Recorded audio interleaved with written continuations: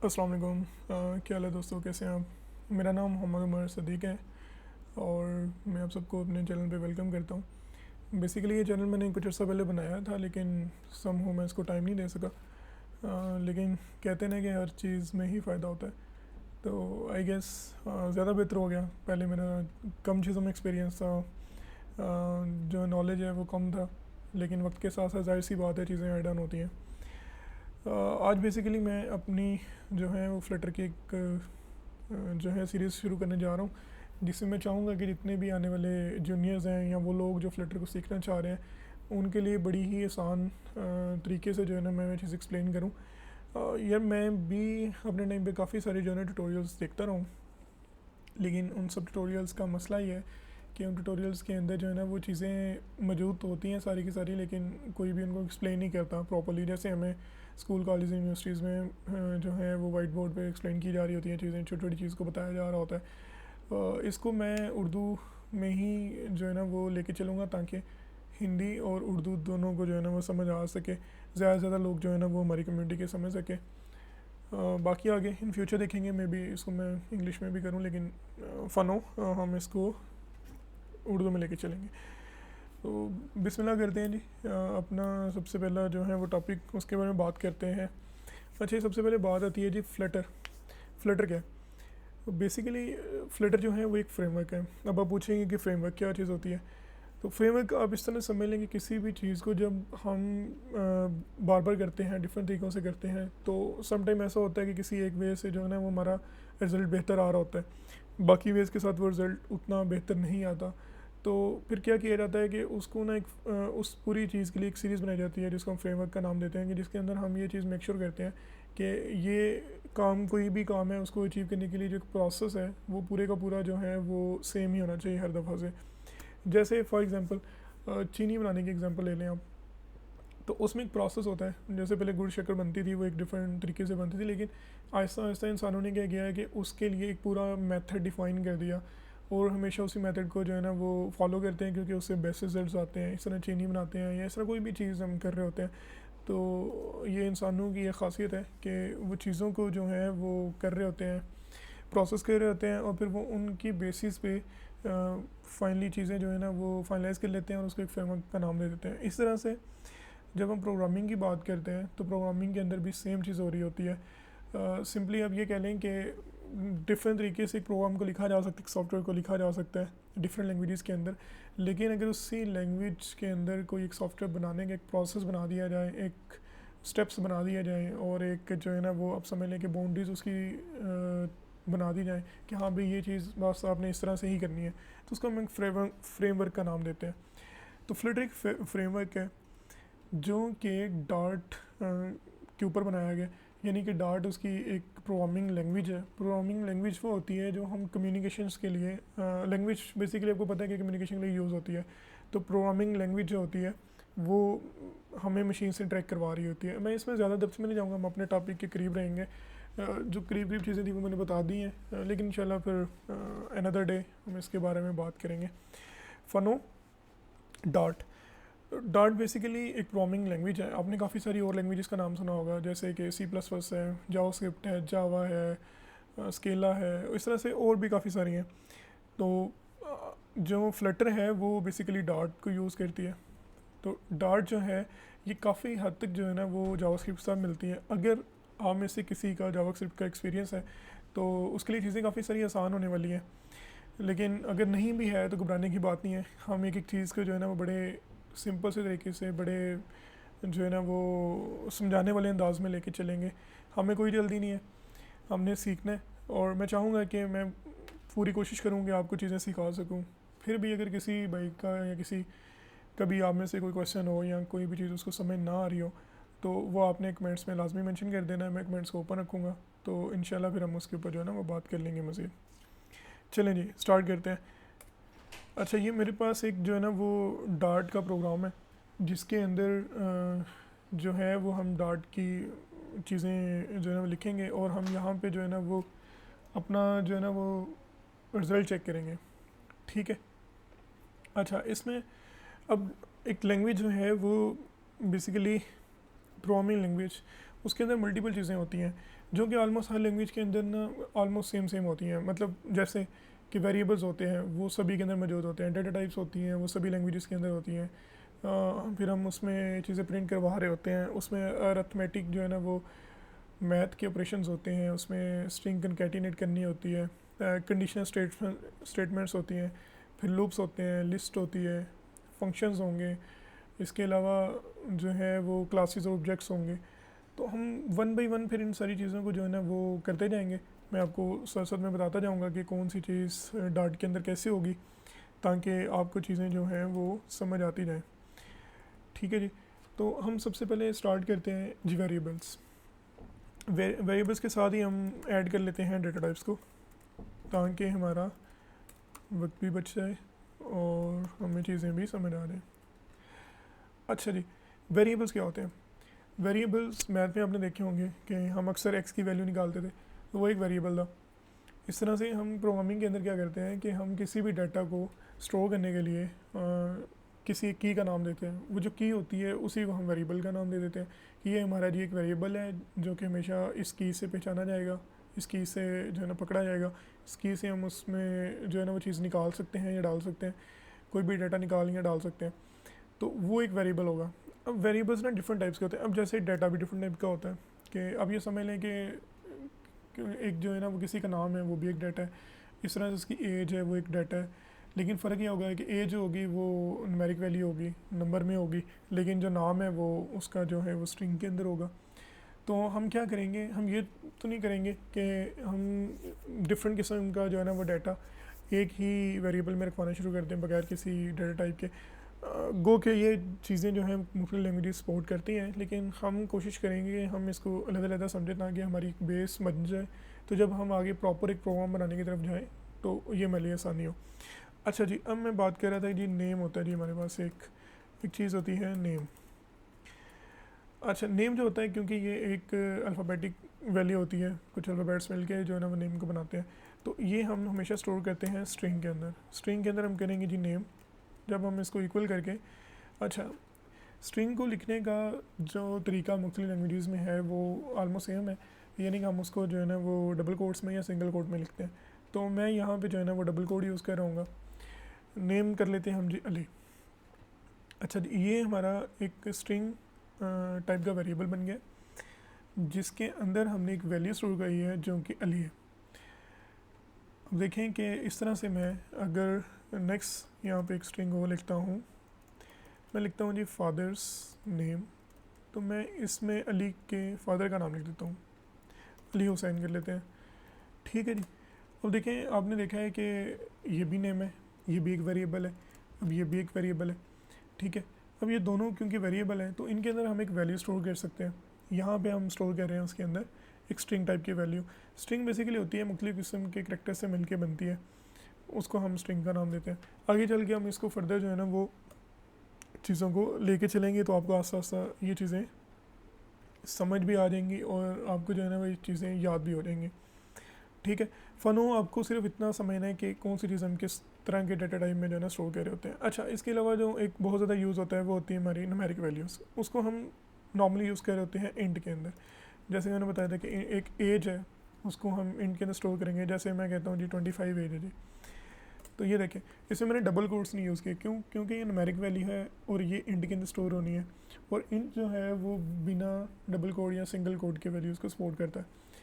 अच्छा, अगर हम यही वैल्यू के अंदर डबल कोट्स लगा देते हैं, ठीक है, तो ये हमारा इशू आना शुरू हो जाएगा, ये एक एरर आएगा। क्यों? क्योंकि हमने जो है ना वो एक इंट टाइप के वेरिएबल के अंदर हमने स्ट्रिंग टाइप की वैल्यू डाल दी है, तो इससे मसला आएगा। वैसे ही अगर मैं यहाँ पे लेट्स सपोज करता हूँ जी स्ट्रिंग, इसमें कहता हूँ जी चाइल्ड नेम। चाइल्ड नेम में कहता हूँ, चाइल्ड नेम के अंदर मैं कहता हूँ जी आप इसका कोई भी नाम रख लें। जैसे मैं कहता हूँ जी हसन कर लेते हैं। अच्छा, ये एक चाइल्ड नेम है, इसके अंदर एक वैल्यू है, तो अगर मैं इसकी जगह पे कोई नंबर दे देता हूँ जी, जैसे मैंने 2 कर दिया, तो अब ये 2 इसके अंदर नहीं स्टोर होगा, ये एरर देगा। क्यों? क्योंकि ये एक न्यूमेरिक वैल्यू है और ये एक स्ट्रिंग टाइप का जो है ना वो वेरिएबल है, तो कभी भी न्यूमेरिक वैल्यू इस तरह से स्टोर नहीं होगी। हाँ, अगर इसके ऊपर मैं डबल कोट्स कर देता हूँ तो ये इसको एज ए स्ट्रिंग समझेगा और ये फिर उसको स्टोर करने देगा। देखें इसका एरर ख़त्म हो गया, तो ये इस तरह से चलना शुरू हो गया। ठीक है, तो फ़नो जो है वो मैं इसका प्रॉपर नाम ही लिख देता हूँ। अच्छा, एज के अंदर क्योंकि हम न्यूमेरिक वैल्यू डाल रहे हैं तो न्यूमेरिक वैल्यू के अंदर हम क्या करेंगे, 25 को लिख देंगे। अच्छा, इस तरह से आपको पता होगा कि कुछ चीज़ें हम पॉइंट्स में भी लिखते हैं। काफ़ी सारी ऐसी चीज़ें हैं जो हमारी पॉइंट्स के अंदर होती हैं। जैसे मैं कहता हूँ जी किसी की हाइट है, तो यहाँ पे जब हाइट देंगे तो हो सकता है किसी की 6 फीट हाइट हो, लेकिन ये भी पॉसिबल है कि किसी की 6.3 हो। तो 6.3 को जो है वो लिखने के लिए हमें डबल टाइप का वेरिएबल रिक्वायर्ड होगा। क्यों? क्योंकि डबल जो है वो हमारी पॉइंट की वैल्यूज़ को सपोर्ट करता है। तो अभी तक हमने 3 चीज़ें सीखी हैं कि स्ट्रिंग टाइप की वैल्यू हम जो है वो डबल कोड में लिखते हैं। स्ट्रिंग वेरिएबल जो होता है वो हमेशा एक करेक्टर्स जो मिले होते हैं, कंकैटिनेट हो होते हैं, उनको सपोर्ट करता है। कोई एक वर्ड होता है, कोई एक लाइन भी हो सकती है। Ali is a good boy कर लेते हैं, ठीक है, तो ये भी एक स्ट्रिंग बन जाएगी, लेकिन फ़नो हम सिर्फ एक ही नाम रखते हैं। ठीक है, अच्छा, एज के अंदर हमने देखा कि 25 जो हम स्टोर करेंगे तो एक न्यूमेरिक वैल्यूज़ है।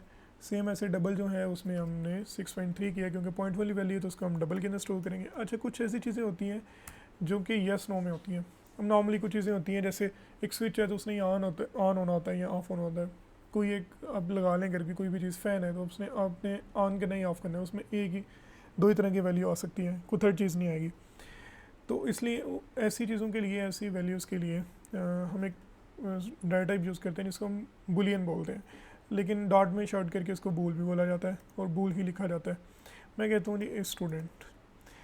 अच्छा, अली इज़ स्टूडेंट, कि अली क्या स्टूडेंट है, तो ये या तो वो स्टूडेंट होगा या नहीं होगा। लेट्स सपोज वो स्टूडेंट नहीं है, तो येस की जगह पे हमेशा आएगा ट्रू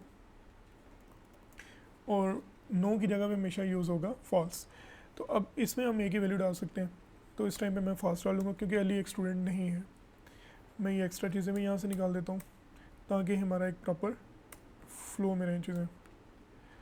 अच्छा जी, यहाँ तक हमने क्या किया, हमने सिंपल ये किया कि हमने 4 किस्म की जो है ना वो डाटा टाइप्स ली हैं, उनके अंदर हमने डाटा स्टोर करवा लिया है।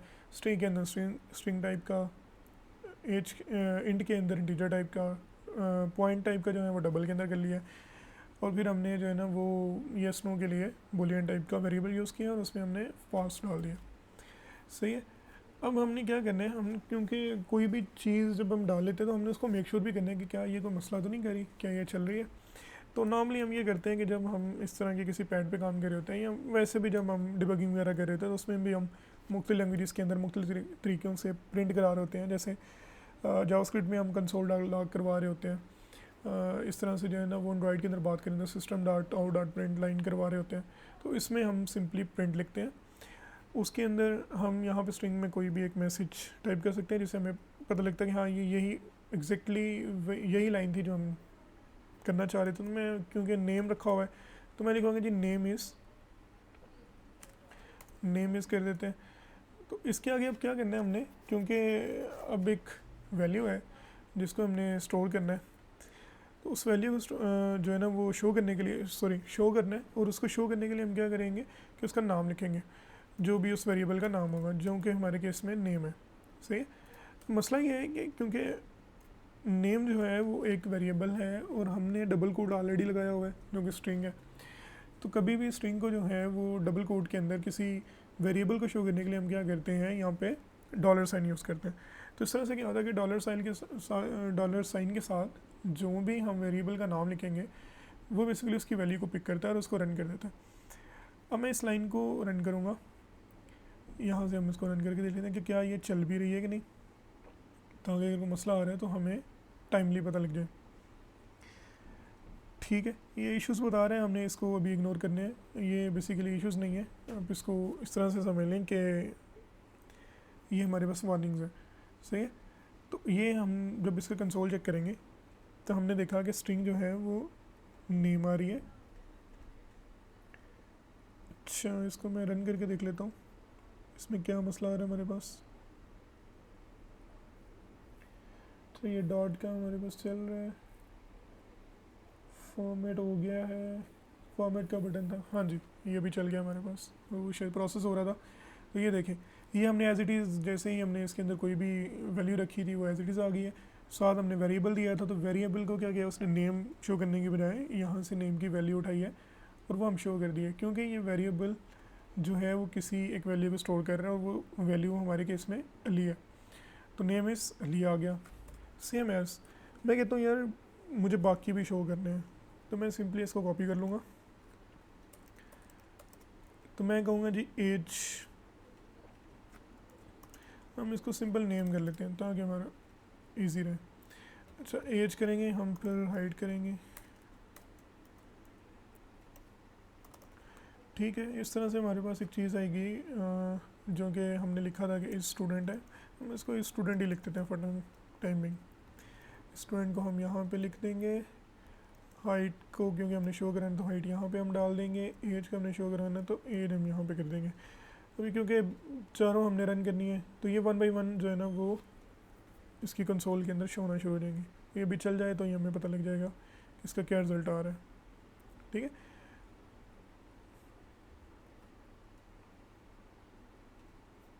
ये हमें वैसे डिटेल दे रहे हैं, हम इसको नो इग्नोर करते हैं।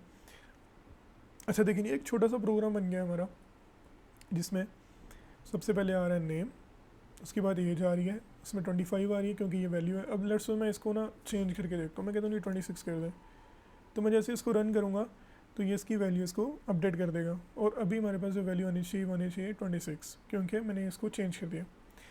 अब वो बता रहा है जी अच्छा हाइट जो है उसकी 6.3 है, स्टूडेंट वो नहीं है तो वो बता रहा है अली एज उसकी 26 हो गया है, ये हमने अपडेट की थी, हाइट इज़ 6.3, स्टूडेंट फॉल्स आ गया, सही।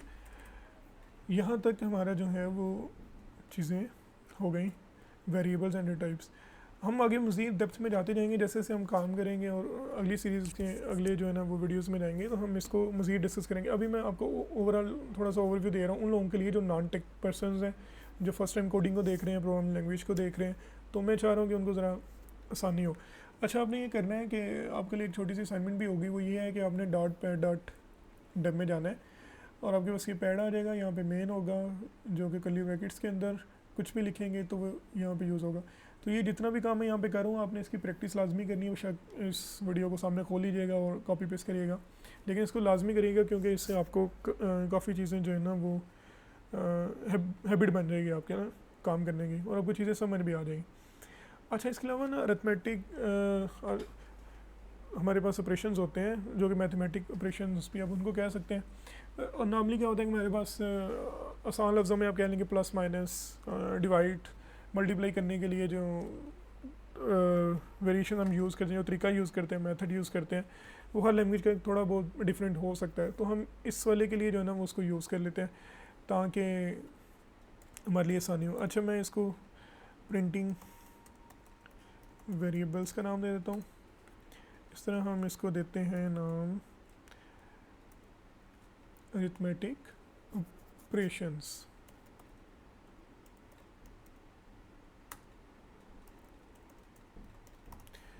ठीक है जी। अरिथमेटिक ऑपरेशंस के अंदर क्या होगा, नॉर्मली हमने नंबर रखना है, तो मैं अब ज़रा थोड़ा स्पीड पकड़ूंगा ताकि हमारी मैक्सिमम चीज़ें कवर हों।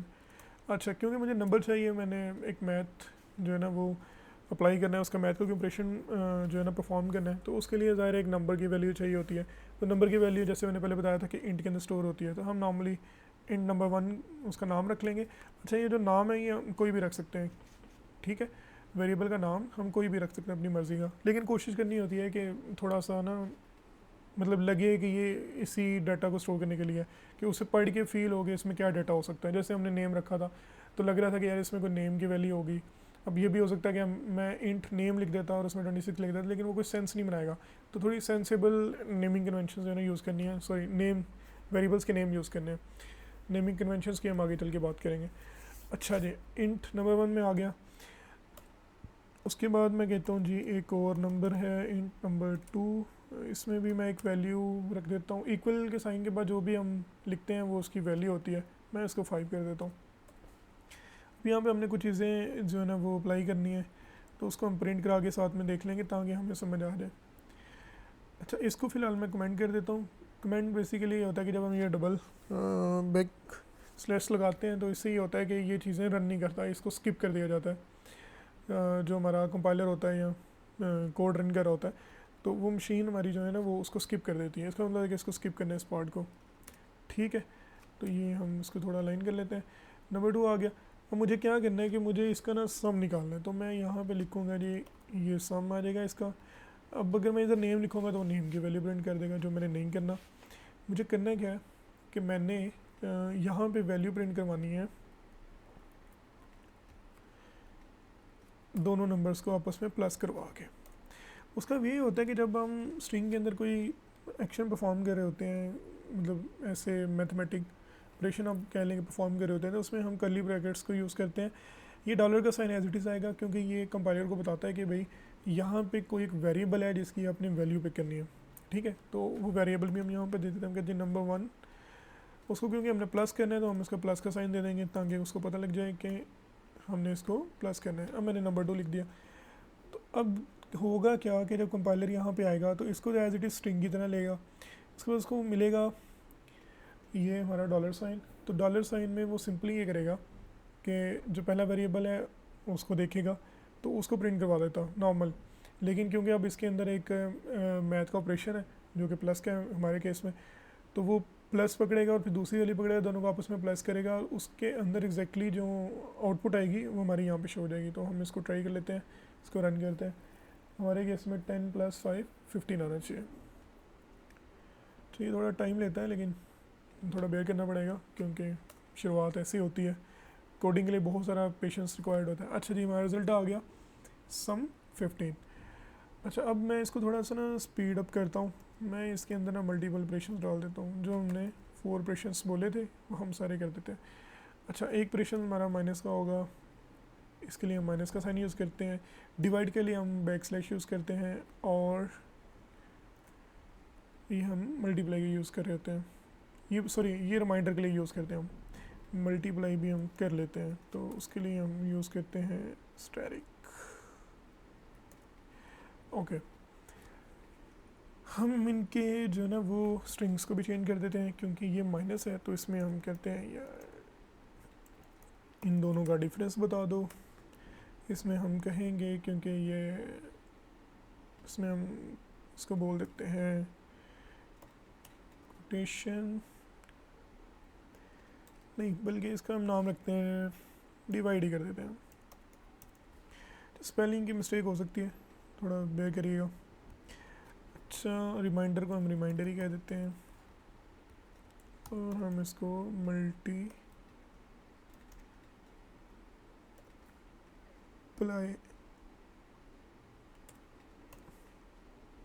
चलें, खैर स्पेलिंग को भी हम इग्नोर करेंगे, हम फोकस करते हैं अपने समझने वाली चीज़ों में। अच्छा, हम इसको रन करके देखते हैं कि क्या हमारा रिजल्ट ठीक आ रहा है। 10 - 5 5 होना चाहिए, ठीक है। 10 डिवाइडेड बाई 5 2 आ गया, रिमाइंडर इसका 0 होगा, और मल्टीप्लाई 10 × 5 हमारे पास 50 आ जाएगा। तो ये हमारे कुछ ऑपरेशंस है। इस तरह से और भी काफ़ी सारे होते हैं, वो आपको आगे चल के आस्ता आस्ता समझ आना शुरू हो जाएगी इन चीज़ों की। अच्छा, हम इसको भी फ़िलहाल के लिए सारे को जो है ना वो मैं कमेंट कर देता हूँ ताकि हमें आगे समझ आती जाए चीज़ों की। अच्छा, इसके बाद हमारा नेक्स्ट स्टेप होगा स्ट्रिंग कॉन्कैटिनेशन।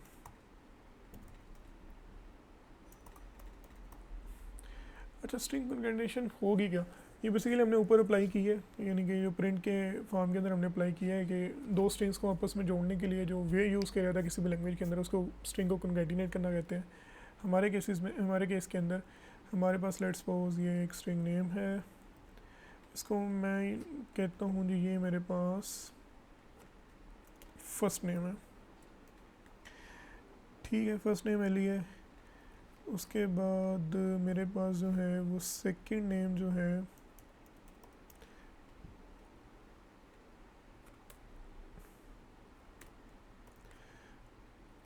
इसकी थोड़ी नेमिंग कन्वेंशन बेहतर कर लेते हैं। सेकंड नेम मैं लेट्स सपोज कहता हूँ कि हुसैन है, ठीक है। 2 नाम हो गए। अब हमारे पास इसका हमने बनाना है फुल नेम, तो उसका नॉर्मल वे क्या होगा, क्योंकि ये एक वेरिएबल, हम एक नया वेरिएबल लेंगे, उसको हम कह देते हैं ये फुल नेम आ जाएगा इसके अंदर। इसको मैं ऐसे लिख लेता हूँ। अच्छा, इनको भी हम जो है ना वो ऐसे कर लेते हैं ताकि सिमिलरिटी रहे चीज़ों में। अलाइन कर दिया, फुल नेम आ जाएगा। फुल नेम में बनाने के लिए हमने कॉन्कैटिनेट करना है, क्योंकि फर्स्ट नेम और सेकंड नेम और बस दोनों मौजूद है। जो हम इन दोनों को मिला देंगे तो हमने क्या करना है, हम इसको क्या बोलेंगे, कॉन्कैटिनेट कर लिया हमने। तो मैं क्या करूँगा, मैं फर्स्ट या वेरिएबल का नाम लिख दूँगा, मैं प्लस का साइन डालूँगा और मैं लिख दूँगा सेकेंड नेम। ठीक है, अब इसका मसला क्या आएगा, मसला ये आएगा क्योंकि ये इकट्ठे हैं तो ये प्लस के साइन के साथ ये क्या करेगा, स्ट्रिंग के अंदर इकट्ठी की वैल्यू डाल देगा। अच्छा, अभी हमने क्योंकि इसको देखना है कि इसके अंदर वैल्यू क्या है, तो उसके लिए हमें प्रिंट करवाना पड़ेगा। तो हम क्या करेंगे, हम फुल नेम को पकड़ेंगे और ये हम यहाँ पे फुल नेम डाल देंगे। ठीक है, अब हम इसको रन कर लेंगे।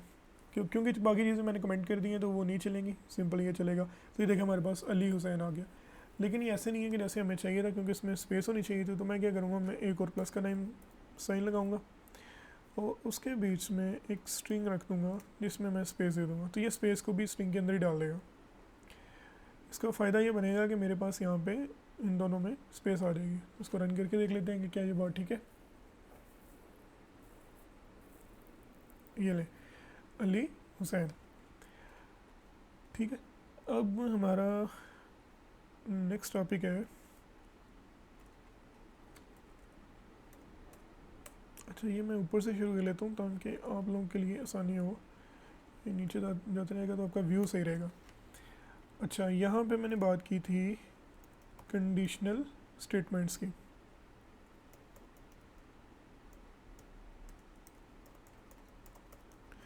अच्छा, कंडीशनल स्टेटमेंट्स होती क्या है?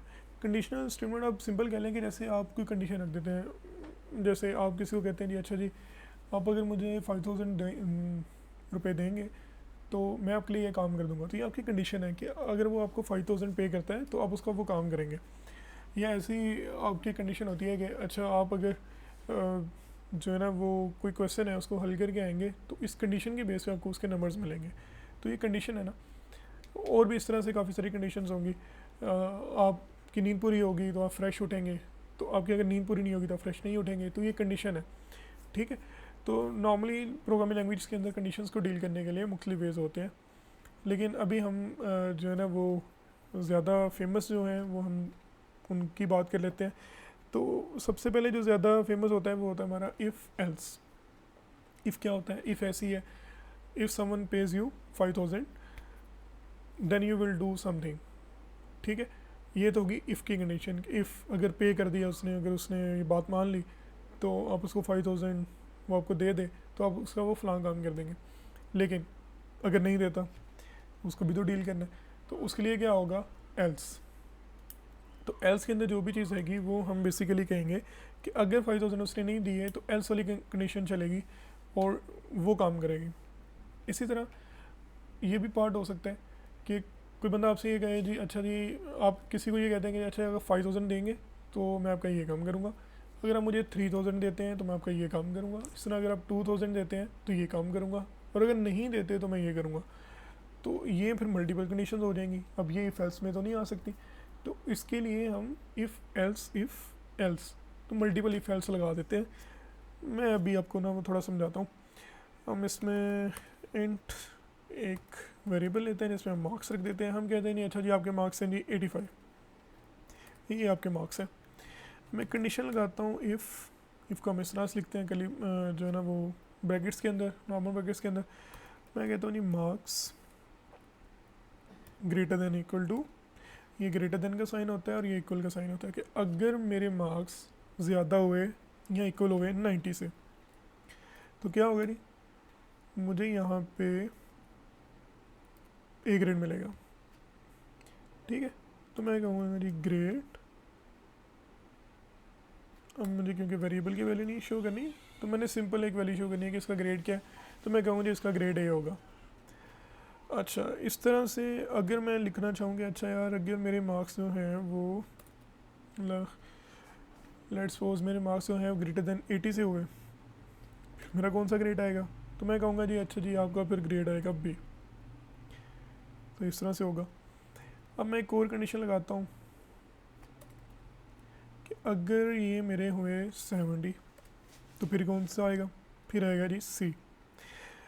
अब नॉर्मल कंडीशन में ये होगा कि जब मैं इसको रन करूँगा तो ये पकड़ेगा जी 85 है, अब 90 से तो वो बड़ा नहीं है ना, उसके इक्वल है, तो ग्रेड ए तो नहीं आया। तो ये कौन सी वाली कंडीशन चलेगी, ये वाली। ठीक है, हम इसको चला के भी देख लेते हैं।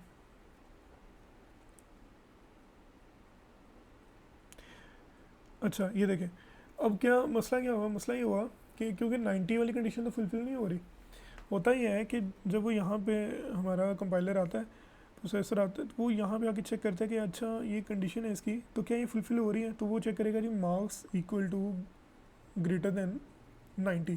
तो 85 को कंपेयर करेगा 90 के साथ, तो ज़ाहिर है वो उससे बड़ी वैल्यू तो नहीं है ना, उसके बराबर है, तो इसको स्किप कर देगा। अब वो आया इसके अंदर, उसे चेक किया जी 80, अच्छा 80 से तो ज़्यादा है, उसने ये प्रिंट करवा दिया। फिर आगे नेक्स्ट पे चला गया, क्योंकि उसने 1 बाई 1 लाइन्स को चेक करना होता है। नेक्स्ट पे जाएगा तो जैसे उसको कंडीशन मिली जी ग्रेटर देन 70, अब क्योंकि 85 70 से भी बड़ा है, तो वो उसको ग्रेड सी वाला भी उसने प्रिंट कर दिया। इस तरह के मसले को डील करने के लिए हम क्या करते हैं, इफ़ एल्स इफ को यूज़ करते हैं। तो मैं नॉर्मली क्या करूँगा, ये एक पूरी चेन बना दूँगा। इस चेन का मुझे बेनिफिट ये होगा कि ये मल्टीपल टाइम चलने की बजाय जहाँ पे इसकी कंडीशन पूरी हो जाएगी, ये वहीं पे इसको रन कर देगा। ठीक है, चलिए इसको एक बार करके देखते हैं। इस केस में हमारे पास ग्रेड बी आना चाहिए, क्योंकि कंडीशन तो ये फुलफिल होती है पहले। ये थोड़ा टाइम लेगा, जैसे ही हो जाता है तो वैल्यू आ जाएगी।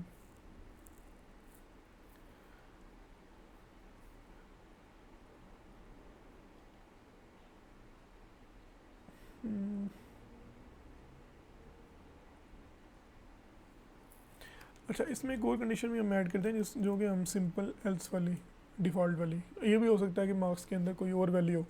अच्छा, उससे पहले हमने हमारे पास वैल्यू आ गई है जो कि ग्रेड बी है। होना भी यही चाहिए था, जैसे वो यहाँ पे आया तो उसने चेक किया अच्छा ये ग्रेड बी है, तो यहाँ से उसने करके बाकी अगली लाइन उसको स्किप कर दिया, बाकी एल्स की जो पूरी चेन है उसको स्किप कर देगा।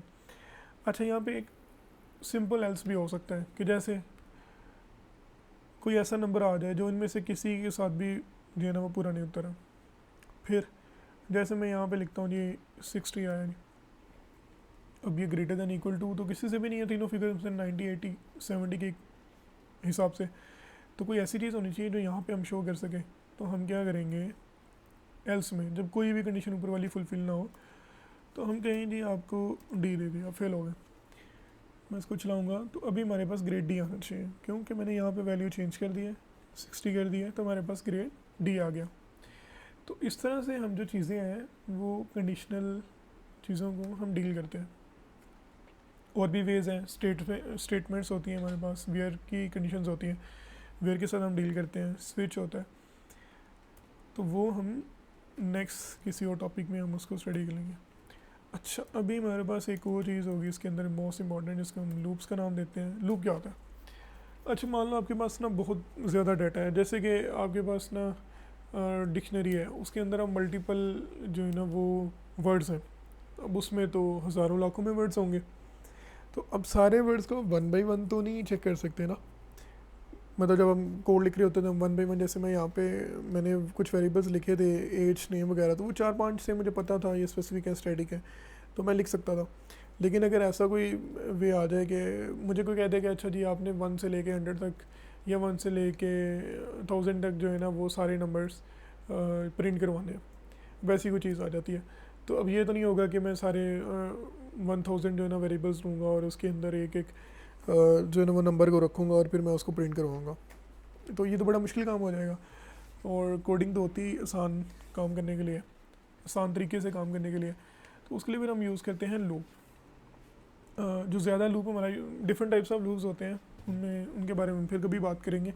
जो ज़्यादातर हमारा यूज़ होता है वो होता है फॉर लूप। उसका सिंटैक्स क्या होता है, सिंटैक्स बेसिकली बोलते हैं किसी भी लैंग्वेज के अंदर कोई चीज़ लिखने का जो अंदाज़ होता है, तरीका होता है, वे होता है, उसको हम सिंटैक्स बोलते हैं। कि उसके आगे जो है ना वो कर्ली ब्रैकेट्स कहाँ पे लगानी है, वो वेरिएबल कैसे हमने जो है ना वो इनिशियलाइज करना है, कैसे हमने उसको डिक्लेयर करना है, कोई फंक्शन कैसे लिखना है, इस तरह से जो है ना मुख्तलिफ चीज़ें जो होती हैं, वो जो वे होता है उसको हम सिंटैक्स बोल रहे होते हैं। तो फॉर लूप को लिखने का सिंटैक्स ये है, उस इस कंपाइलर को जो डार्ट का है उसको यही वे समझ आता है। अगर मैं इसको किसी और तरीके से लिखने की कोशिश करूँगा तो वो इसको पिक नहीं करेगा, एरर देगा। अच्छा, सबसे पहले हम किसी भी एक वैल्यू को जो है ना, ये हमारी स्टार्टिंग पॉइंट होता है।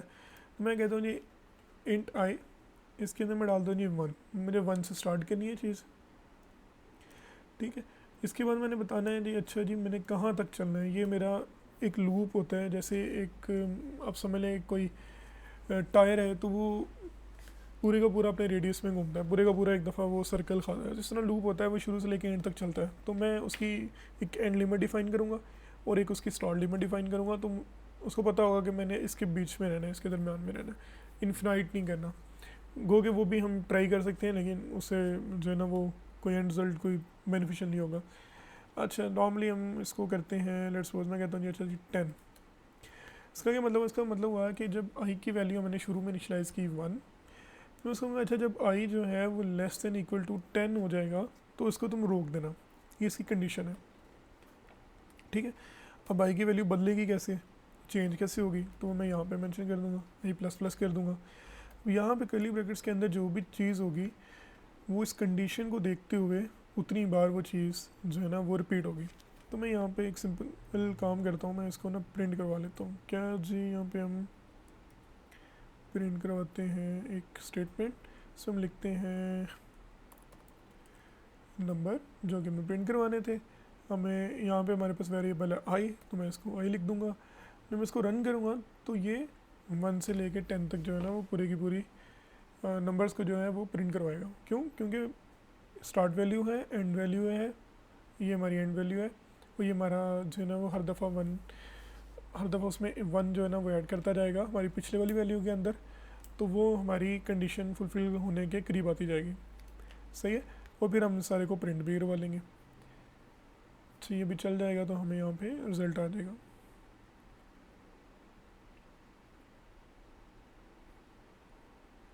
दोबारा रन कर लेते हैं, मे बी स्लो हो गया किसी वजह से। अच्छा ये हमारे पास आ गया, तो number as it is print होता गया क्योंकि एक स्ट्रिंग थी, लेकिन ये वेरिएबल था, ये हर दफ़ा चेंज हो रहा था। तो ये क्या गया इसने 1 2 3 4 5 6 7 8 9 10 तक।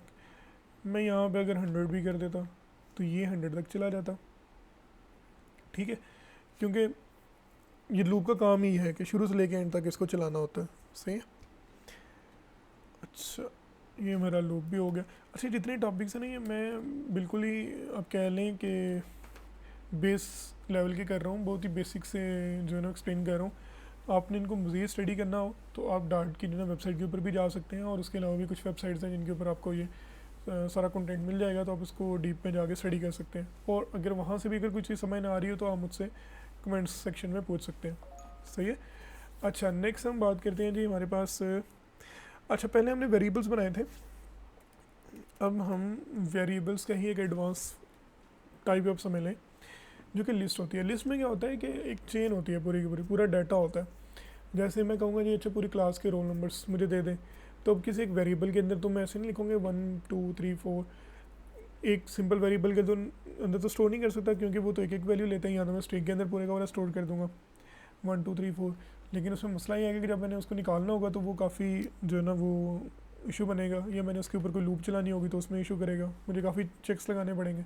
तो सबसे सिंपलेस्ट वे जो होता है वो लिस्ट होता है। इसके अलावा डिक्शनरीज, मैप और फिर जो है अरेज होती हैं, लेकिन हम यहाँ पे लिस्ट की बात करेंगे। तो लिस्ट को यहाँ पे कैसे यूज़ करते हैं, लिस्ट होती क्या है हम बात कर लेते हैं।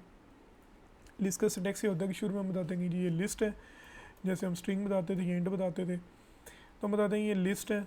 फिर हम बताते हैं ये किस तरह के डाटे को स्टोर करेगी। ये स्ट्रिंग को भी स्टोर कर सकती है, ये इन टाइप का डाटा भी रख सकती है, डबल टाइप का भी रख सकती है, किसी भी टाइप का रख सकती है, आपका कस्टम भी हो सकती है चीज़ें। तो यहाँ पे हम इन टाइप का करेंगे क्योंकि हमने नंबर स्टोर करने हैं, तो मैं इसका नाम भी नंबर्स रख देता हूँ। अच्छा इसके बाद हमारे पास जो होता है वो इसको वे होता है इसका डाटा रखने के लिए एक, जो कि हमारी ये ब्रैकेट्स होती हैं, इनके अंदर हम जो भी डाटा रखेंगे वो इस रे के अंदर इस लिस्ट के अंदर स्टोर हो जाएगा। मैं इसको जितना मर्जी आगे लिखते रहूँ ये इसको स्टोर करेगा। अच्छा ये तो हमारा इनिशलाइज हो गया। अब हम इसको सिंपली प्रिंट करवा लेते हैं कि अच्छा जी ये जो नंबर्स हैं इसको नंबर्स का नाम देते हैं। ये अब हम कहते हैं जी यार ये जो हमारे पास ना ये जो नंबर्स हैं ना ये यहाँ पे शो करवा देना, ठीक है। इसको अगर मैं जल्दी जल्दी करूँगा क्योंकि ऑलरेडी वीडियो काफ़ी लंबी हो गई है, तो मैं चाह रहा हूँ कि आपका इंटरेस्ट जो है ना वो ख़त्म ना हो, ठीक है जी। ये हमने नंबर्स को प्रिंट करवाया था, जितने भी नंबर्स उसके अंदर थे उसने एज इट इज़ उसको प्रिंट कर दिया। अच्छा, इसका फ़ायदा ये होता है कि इसके अंदर से जो है ना वो चीज़ें वन बाई वन भी निकल सकती हैं इंडेक्सेस के थ्रू भी, लेकिन हम आगे चल के किसी प्रोग्राम को बनाते हुए किसी और टॉपिक के अंदर जो है ना वो उसको कवर कर लेंगे। ठीक है, ये लिस्ट हो गया। इसके अलावा हमारे पास होते हैं फंक्शंस। फंक्शंस क्या करते हैं कि एक ही चीज़ को जब हमने मल्टीपल टाइम्स करना हो, तो ये तो नहीं कि हर दफ़ा हमने वो कोड उठा उठा के वहाँ पे लिखते जाना है। तो ये तो एक बड़ी जो है ना वो पिचकाना सी बात होगी कि हम एक कोड लिख रहे हैं, हम मल्टीपल जगहों पे वो सेम ही कॉपी पेस्ट किया हुआ है, सेम ही चीज़ आ रही है। तो इस चीज़ से बचने के लिए हमारे पास फंक्शंस होते हैं, या कहीं और से हमने चीज़ें कॉल करनी होती हैं। इसकी डेप्थ में हम आगे चल के जाएंगे, लेकिन सर चीज़ मैं आपको बताता हूँ इसका सिंटैक्स क्या होता है।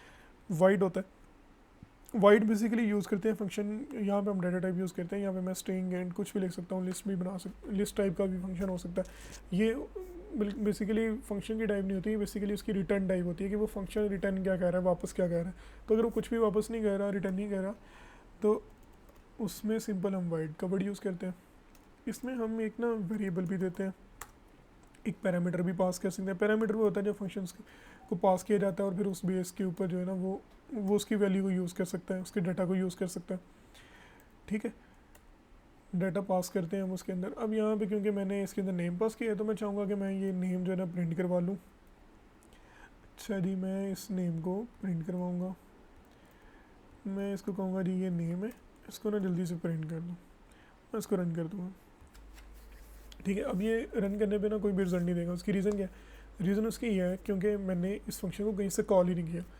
फंक्शन को बेसिकली हम डिफ़ाइन करते हैं, उसको पूरा जो है ना उसके अंदर जो भी चीज़ें हमने परफॉर्म करनी है वो हम उसमें लिखते हैं। उसके बाद हम उसको ना कहीं से कॉल करते हैं। कॉल करने का मकसद ये होता है कि जो है ना वो कंपाइलर को पता हो कि मैंने एग्जैक्टली इस लाइन पे जाके इसको एग्जीक्यूट करना है। अब ये तो यहाँ पड़ा हुआ है 5 से 7 तक, तो लेकिन ये इसको एग्जीक्यूट नहीं करेगा जब तक मैं इसको कॉल नहीं करूँगा। जैसे हम स्ट्रिंग वगैरह बाकी चीज़ें कर रहे थे या कहीं भी प्रिंट लिख रहे थे तो उसको डायरेक्टली कॉल कर रहा था, तो ये ऐसे कॉल नहीं होगा। ये कैसे कॉल होगा? इसका हम नाम लिखते हैं।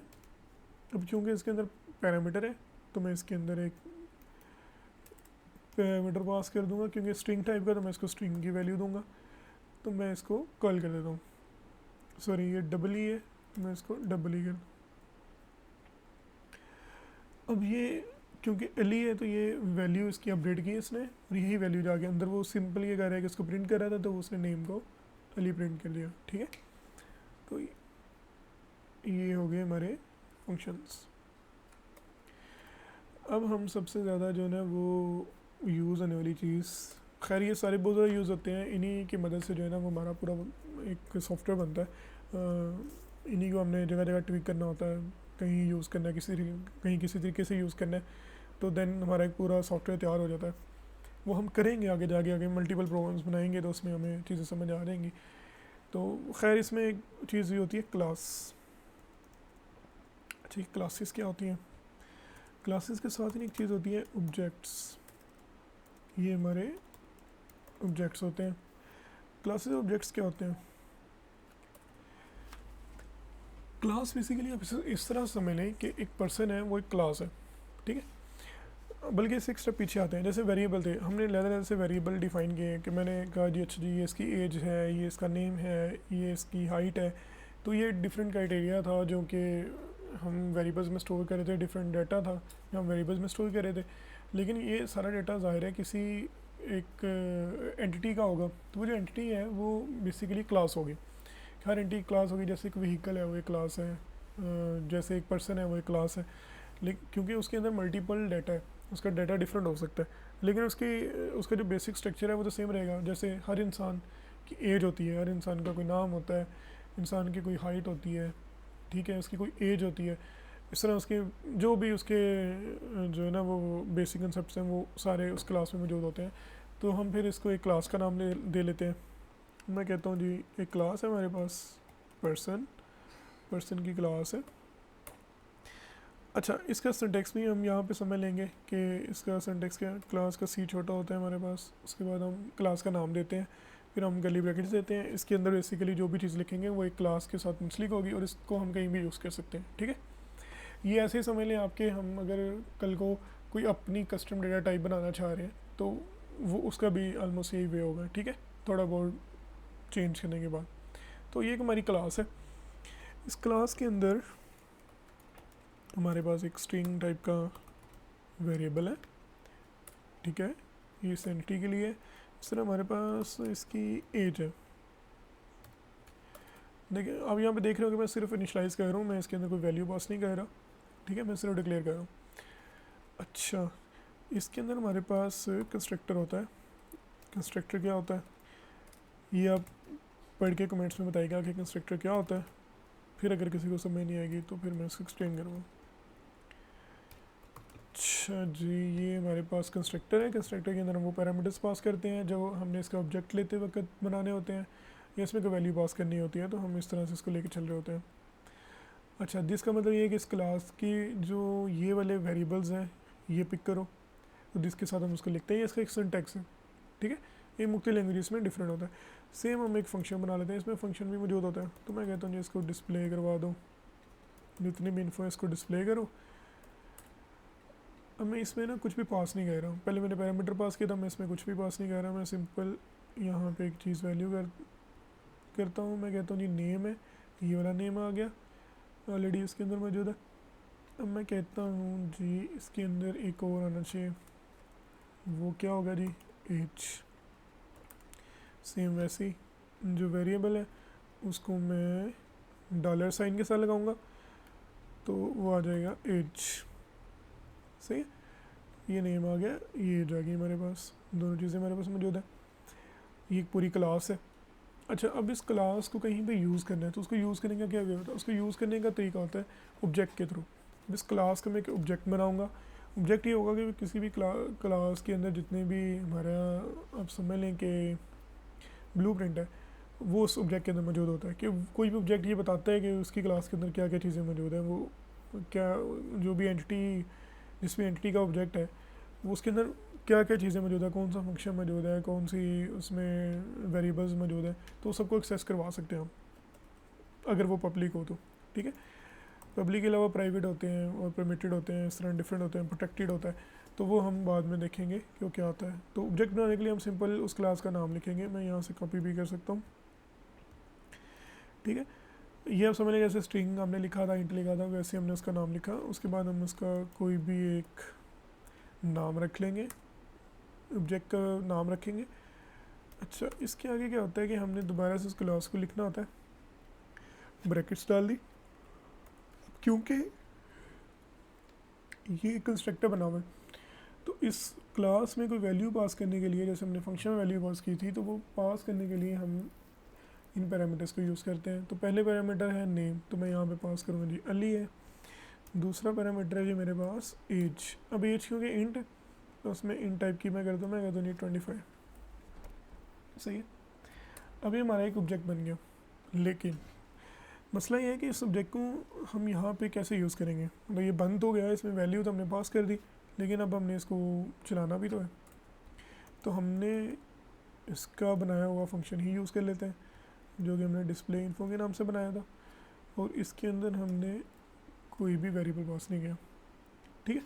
तो अब होगा ये कि जब इस सब्जेक्ट के अंदर हमने एल 25 पास की है, एज उसकी पास की है, वो यहाँ पे आएंगे, वो बेसिकली इसको अपडेट कर देंगे, और जब ये फंक्शन हम कॉल करेंगे तो इस फंक्शन के कॉल करने पे वो प्रिंट करवाएगा इस नेम और एज के अंदर जो भी वैल्यू मौजूद होगी उसको। हम इसको रन करके देख लेते हैं।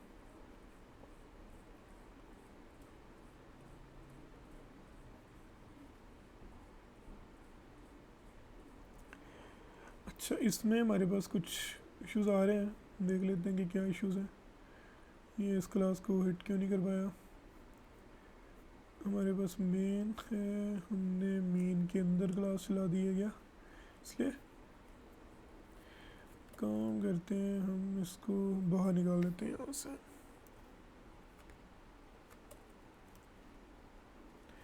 क्लास जो होती है उसको हमने मेन के फंक्शन से बाहर लिखना होता है, क्योंकि ये अलग से पूरी एंटिटी है।